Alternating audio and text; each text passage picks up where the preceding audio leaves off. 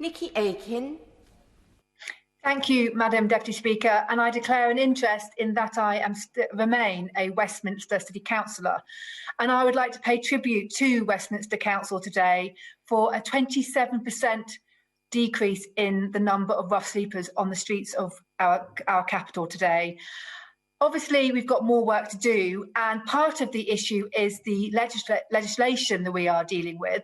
The Vagrancy Act is 200 years out of date, and I'm working with Crisis and The Passage and St Mungo's to campaign to have the Act repealed and introduce legislation that will respond to the 21st century reasons why people are still on the streets.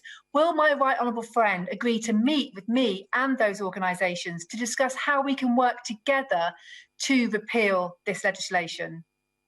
Secretary of State. Well, can I join my honourable friend in praising Westminster City Council, its officers, its brilliant leader, Rt Hon Robert Jenrick, and its very good previous leader, both of whom were extremely committed to this issue. And I've spoken to her and I've spoken to Rt Hon Robert on an almost weekly basis about this. And as she says, Westminster has now experienced a 27% decrease in rough sleeping, which is a phenomenal achievement for all involved. And so I look forward to working with her and with Rt Hon Robert into the future. With respect to the Vagrancy Act, we have reviewed this and we'll be saying more in the weeks ahead. I'd be very happy to meet with her. But it is my opinion that the Vagrancy Act should be repealed.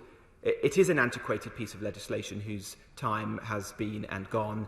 There are some aspects of it which we need to consider carefully, whether there is better, more modern legislation that could be brought forward to preserve them. But the Act itself, I think, should be consigned to history.